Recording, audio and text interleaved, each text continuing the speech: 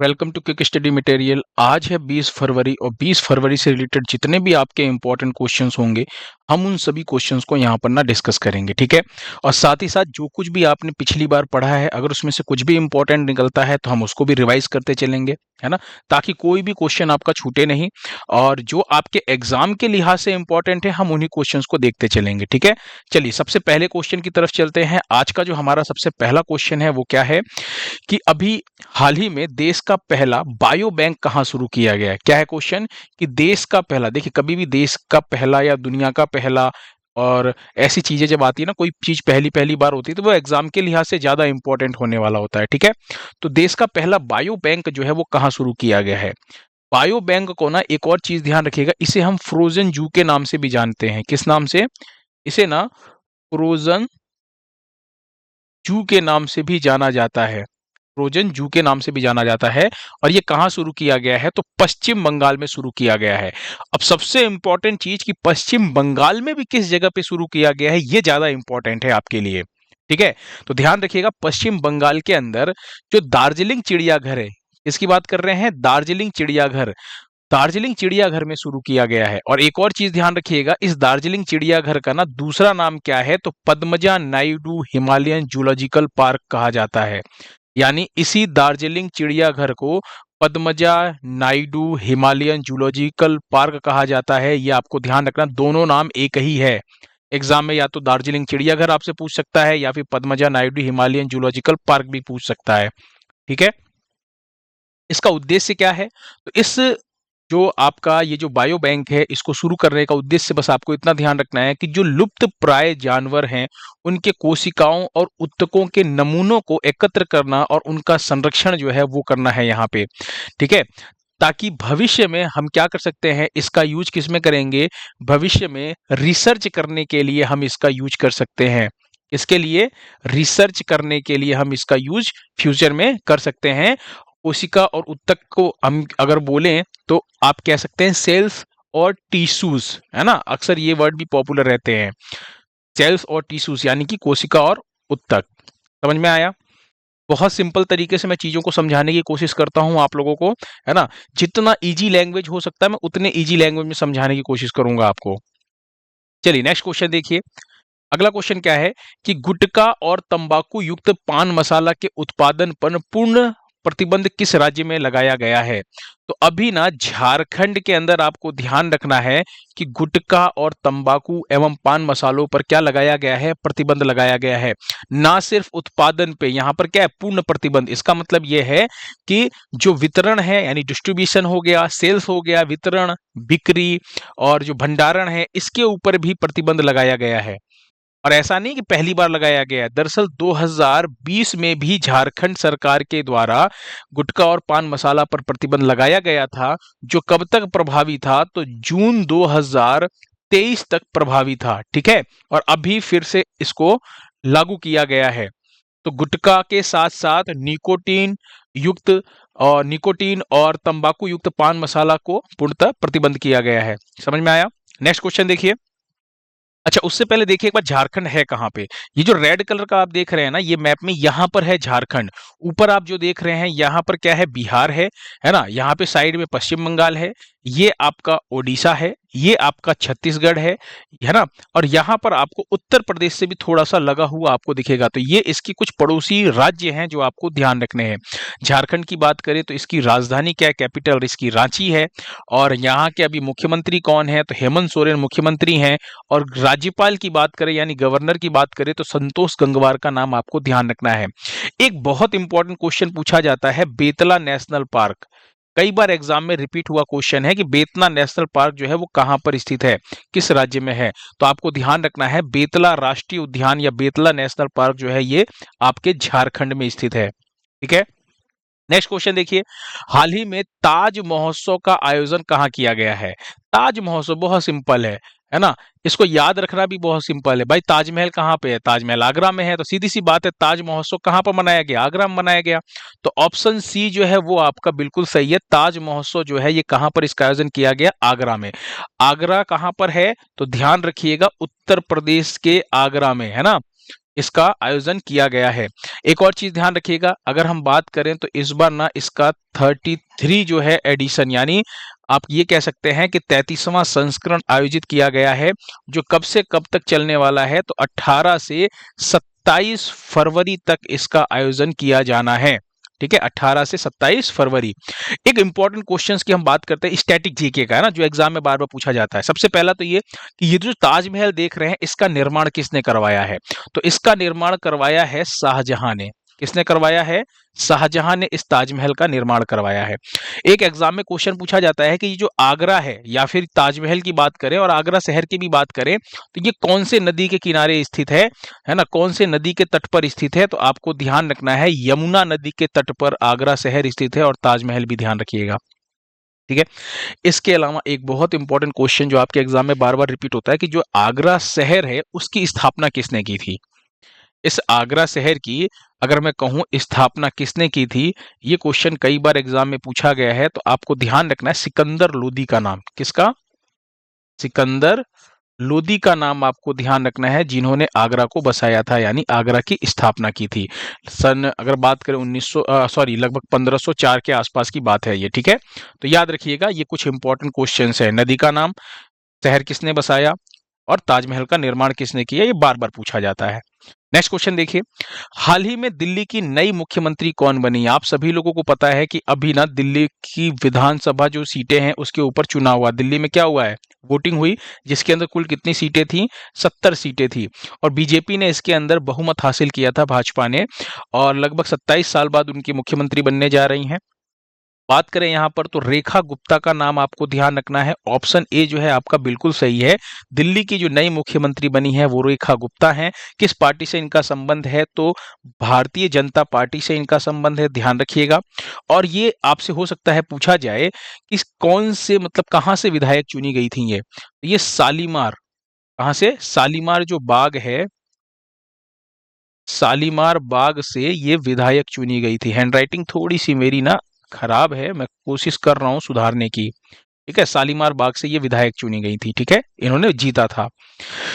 Next question देखिए, हाल ही में किस राज्य सरकार द्वारा जी सफल योजना शुरू की गई है? जी सफल की फुल फॉर्म क्या होती है? Gujarat scheme for Antyodaya families for augmenting livelihood.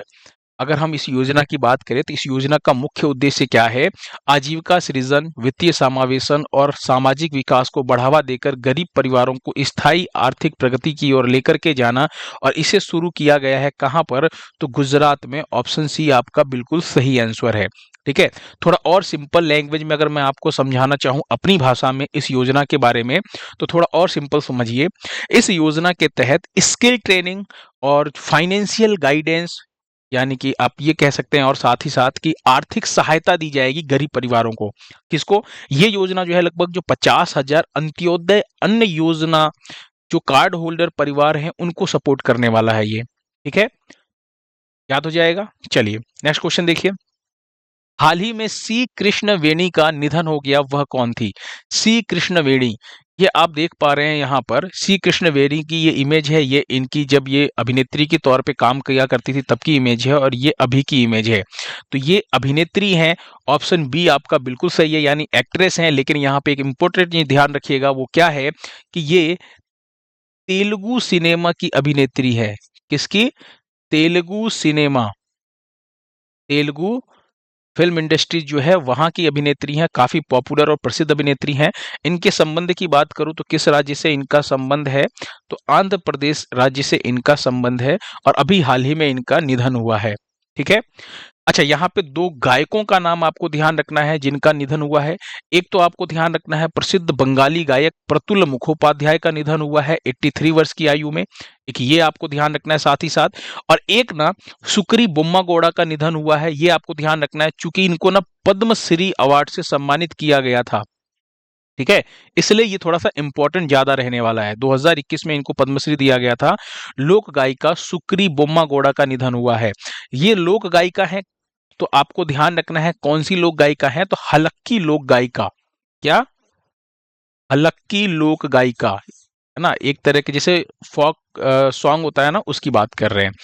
तो हलक्की लोक गायिका सुक्री बोम्मागौड़ा का निधन हुआ है और एक प्रसिद्ध बंगाली गायक का निधन हुआ है। इन दोनों को भी आपको ध्यान रखना है, किसको? प्रतुल मुखोपाध्याय और सुक्री बोम्मागौड़ा। ठीक है, नेक्स्ट देखिए, हाल ही में मिस्र में भारतीय राजदूत के तौर पर किसे नियुक्त किया गया है? तो आप यहाँ पे ना सुरेश के रेड्डी को देख रहे हैं। सुरेश के रेड्डी जो थे ये पहले ब्राजील के अंदर भारतीय राजदूत के तौर पर नियुक्त हुए थे।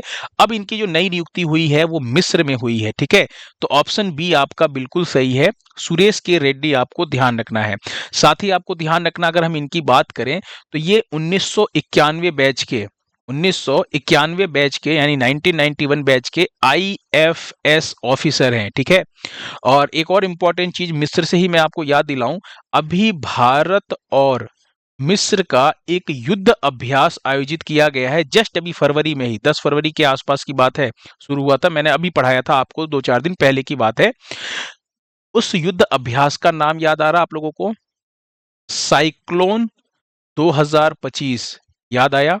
इसका अभी हाल ही में आयोजन किया गया है, जो भारत और मिस्र के बीच में अभी फरवरी में हुआ है। बहुत इंपॉर्टेंट है, इस युद्ध अभ्यास को कई बार एग्जाम में पूछा गया है।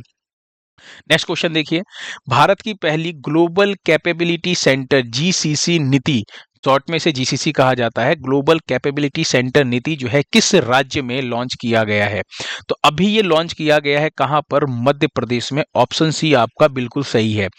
ग्लोबल कैपेबिलिटी सेंटर की बात करें, ये जो नीति है इसकी बात करते हैं बहुत ही सिंपल लैंग्वेज में, ध्यान से समझिएगा। ये जो है, इस पहल का उद्देश्य क्या है? बहुराष्ट्रीय कंपनियों को आकर्षित करना, यानी जो MNC कंपनियां है ना, बड़ी बड़ी कंपनियां जो अलग अलग देशों में काम करती हैं, उन कंपनियों को यहाँ पर मध्य प्रदेश के अंदर आकर्षित करना, और इंदौर, भोपाल और जबलपुर जैसे जो Tier 2 जो शहर हैं, है ना, इन शहरों में वैश्विक नवाचार और सहयोग के लिए एक मजबूत पारिस्थितिकी तंत्र यानी एक इकोसिस्टम तैयार करना।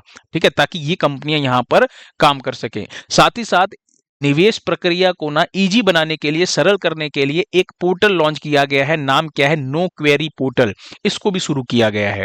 तो सिंपल सा आपको क्या ध्यान रखना है कि इस पहल का उद्देश्य क्या है कि बहुराष्ट्रीय कंपनियां जो हैं उनको यहां पर आकर्षित करना, ठीक है, और साथ ही साथ एक पारिस्थितिकी तंत्र ऐसा तैयार करना कि वो यहां पर काम कर सके। ठीक है, और निवेश प्रक्रिया को इजी बनाने के लिए, सरल करने के लिए जिस पोर्टल का शुभारंभ किया गया वो भी ध्यान रखिएगा, no query portal. Next question देखिए, हाल ही में AI चैटबॉट ग्रोक 3 किसने लॉन्च किया है? इसे लॉन्च किया गया है XAI के द्वारा। XAI जो कंपनी है, इस कंपनी के मालिक कौन है? तो आपको ध्यान रखना है, एलन मस्क। कौन है? Elon Musk. आप यहाँ पे इमेज में भी देख पा रहे होंगे, एलन मस्क जो है इसको ना यहाँ पे लॉन्च कर रहे हैं। तो एक चीज ध्यान रखिएगा, AI चैटबॉट जो ग्रोक 3 है, एलन मस्क का ये कहना है कि भैया इस समय दुनिया का सबसे पावरफुल चैटबॉट मेरा है। नाम क्या है उसका? ग्रोक 3। XAI की बात करें तो एक बहुत पहले भी आपने क्वेश्चन देखा था, पढ़ा था, बहुत पहले की बात है, अभी कुछ महीनों पहले की बात करें, 2024 की बात है। मनुष्य के दिमाग के अंदर ना एक चिप जो इंस्टॉल किया था वो इसी XAI कंपनी ने इंस्टॉल किया था, है ना। और ये कंपनी किसकी है? एलन मस्क की कंपनी है। दुनिया के सबसे अमीर इंसान, अगर पूछा जाए आपसे कि दुनिया के अंदर सबसे अमीर व्यक्ति कौन है, तो एलन मस्क हैं। इनकी एक स्पेस एजेंसी भी है, आपको ध्यान रखना है, स्पेस एक्स के नाम से एक स्पेस कंपनी भी है, स्पेस एक्स इन्हीं की है, एलन मस्क की है। टेस्ला जो एक कार कंपनी है, जो मतलब क्या करती है, जो बिना ड्राइवरलेस जो कार बनाती है ना, टेस्ला, उसके मालिक भी कौन है? एलन मस्क है। तो ये सब आपको ध्यान रखना है। एलन मस्क दुनिया के सबसे अमीर आदमी है, और अभी इन्हीं की कंपनी XAI ने जिस चैटबॉट को लॉन्च किया है वो क्या है? ग्रोक 3 है। ठीक है, चलिए नेक्स्ट क्वेश्चन देखिए। अच्छा, नेक्स्ट क्वेश्चन देखने से पहले ना एक काम करते हैं, अभी ना पिछले कुछ दिनों में मैंने आपको ना कुछ AI से रिलेटेड कुछ इंपॉर्टेंट चीजों की बात की है, मतलब AI से रिलेटेड कुछ इंपॉर्टेंट क्वेश्चंस मैंने आपको पढ़ाए हैं, उसकी बात करते हैं। जैसे डीप सिक AI, इसको भी किसने लॉन्च किया है? हाल ही में चीन ने लॉन्च किया है। किसने लॉन्च किया है? चीन ने लॉन्च किया है।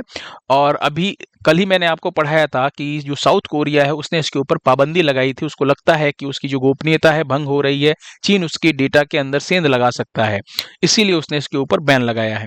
अच्छा, देश की पहली AI यूनिवर्सिटी, यानी अपने देश की पहली AI विश्वविद्यालय जो है ये कहाँ पर मतलब खोला गया है, तो कहाँ खोला जाएगा? तो आपको ध्यान रखना है, महाराष्ट्र में। कहां पर? महाराष्ट्र में। बहुत इंपॉर्टेंट क्वेश्चन है ये। अभी हाल ही में एआई शिखर सम्मेलन हुआ था, एआई सुरक्षा शिखर सम्मेलन के नाम से जिसे जाना जाता है। कहां पर हुआ था? तो पेरिस में हुआ है। पेरिस कहां पर है? फ्रांस के अंदर है। यहां पर इस शिखर सम्मेलन का आयोजन हुआ है। और जो नेक्स्ट वाला जो 2026 में होने वाला है, उस शिखर सम्मेलन का आयोजन भारत करेगा। अभी कहां हुआ है? पेरिस में हुआ है। और सह अध्यक्षता प्रधानमंत्री नरेंद्र मोदी जी ने की थी। याद आ रहा आप लोगों को? चलिए नेक्स्ट क्वेश्चन देखिए। भारत के पहले वर्टिकल बाईफेशियल सोलर संयंत्र का उद्घाटन कहाँ किया गया है? तो भारत के पहले, जब कोई चीज पहली बार होता है तो बहुत इंपॉर्टेंट होता है। वर्टिकल बाईफेशियल सोलर संयंत्र का जो उद्घाटन किया गया है, ये नई दिल्ली में किया गया है। ऑप्शन सी आपका बिल्कुल सही है। और उद्घाटन किसने किया है? तो आपको ध्यान रखना है, जो केंद्रीय मंत्री हैं मनोहर लाल खट्टर। ये किसको देख रहे हैं आप?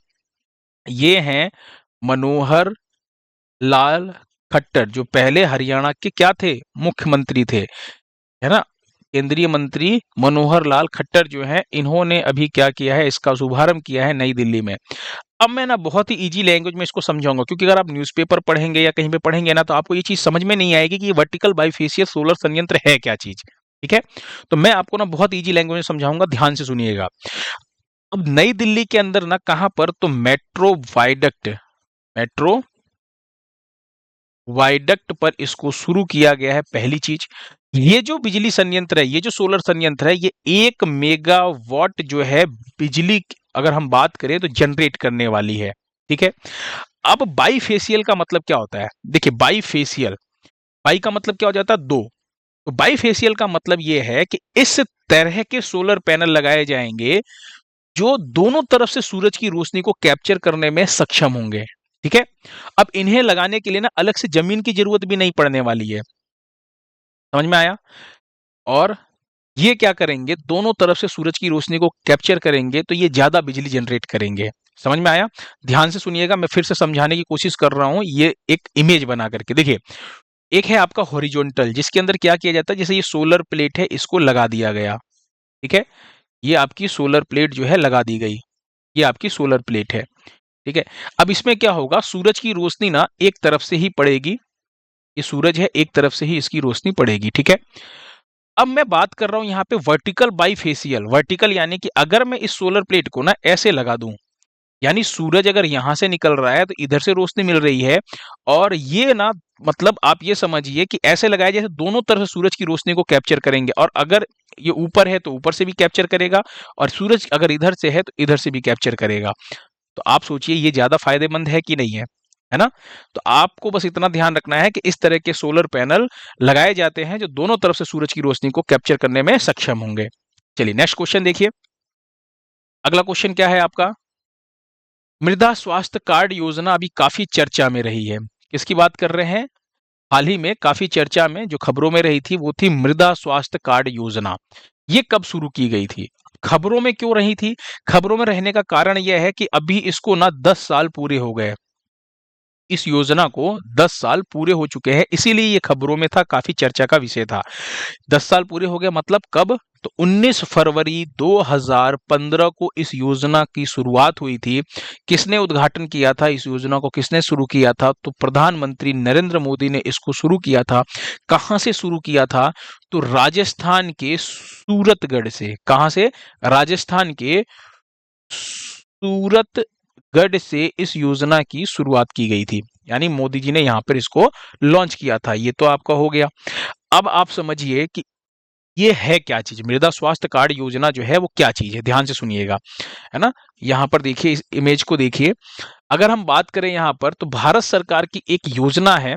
इस योजना के तहत किसानों को उनकी मिट्टी की स्थिति के बारे में जानकारी दी जाती है, कि उनकी भाई मिट्टी मतलब कैसे है ना। उनको जानकारी दी जाएगी, उनके अंदर क्या क्या कमियां हैं, क्या क्या चीजों की अधिकता है, ये सारी चीजें बताई जाएगी। इससे किसानों को ये पता चलता है कि उन्हें अपनी फसल में कितना फर्टिलाइजर यानी कि उर्वरक डालना चाहिए। इस योजना का मकसद किसानों को उर्वरक का सही इस्तेमाल करने में मदद करना है और मिट्टी की उत्पादकता को बढ़ाना है। समझ में आया? थोड़ा और सिंपल लैंग्वेज में समझाता हूं मैं आपको।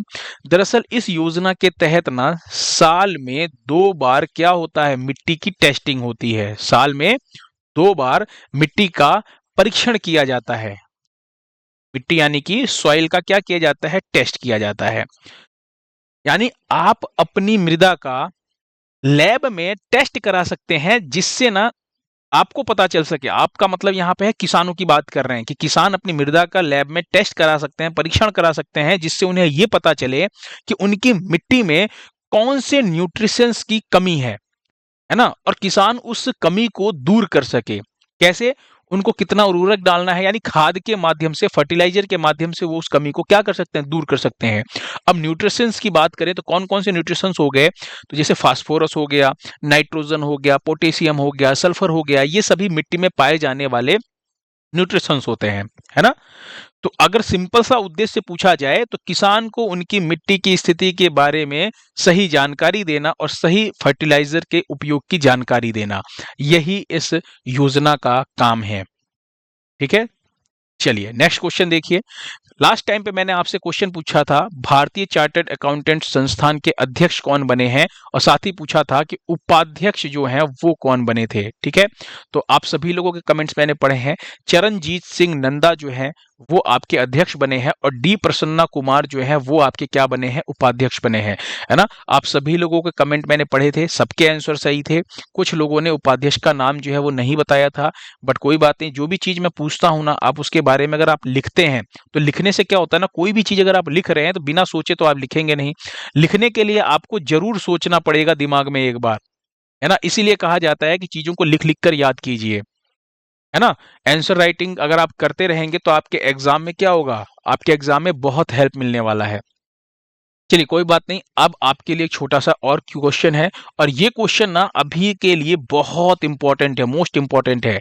भारत के 26वें मुख्य चुनाव आयुक्त जो हैं वो कौन बने हैं, और साथ ही साथ एक नए चुनाव आयुक्त की भी नियुक्ति हुई है, उनका भी नाम बताना है। ठीक है, तो मुख्य चुनाव आयुक्त कौन बने हैं, इसका आंसर आपको देना है कमेंट बॉक्स में। पीडीएफ जो है ये सेम ऐसे ही एज इट इज पीडीएफ आपको टेलीग्राम चैनल पर ना आपको मिल जाएगा, आप वहां से डाउनलोड कर लीजिएगा, है ना। जब भी आपके एग्जाम आए आप वहां से सीधा, क्योंकि देखिए वीडियो देखने का टाइम तो आपके पास बार बार होगा नहीं, तो आप क्या कर सकते हैं, पीडीएफ जो है एक ही जगह पे आपको मिल जाएगी, आप वहां से पीडीएफ को ओपन कीजिए और अपना रिवीजन कीजिए। और मैं कहूंगा कि जैसे ही पूरा महीना खत्म होता है तो मंथली रिवाइज एक बार जरूर कीजिएगा। आपको एक पीडीएफ को पढ़ने में मात्र 4 से 5 मिनट का समय लगने वाला, इससे ज्यादा नहीं लगेगा। ठीक है, यानी 1 घंटे में, 1.5 घंटे में आप पूरे महीने का आराम से बैठ के रिवीजन कर सकते हैं। मैं इमेज जो है इसीलिए डालता हूं ताकि इमेज से क्या होता है ना, चीजें आपको जल्दी दिमाग में छपती हैं, ज्यादा देर तक याद रहती हैं। ठीक है, साथ ही अगर मैं आपको कहूं तो एक व्हाट्सएप चैनल भी है, ग्रुप मतलब डिस्क्रिप्शन में लिंक दिया गया है, उस व्हाट्सएप चैनल को ज्वाइन कर लीजिएगा। उसमें क्या है, जो भी न्यूज़पेपर्स के अंदर जो कटिंग्स होती है, यानी जो भी न्यूज़पेपर के अंदर पॉपुलर न्यूज़ होती है, जो आपके एग्जाम के लिहाज से इंपॉर्टेंट होता है, वो मैं ना वहाँ पे डायरेक्ट उसकी ना इमेज वहाँ पर अपलोड करता हूँ। ठीक है, और भी बहुत सी चीज़ें मैं वहाँ पर अपलोड करने वाला हूँ।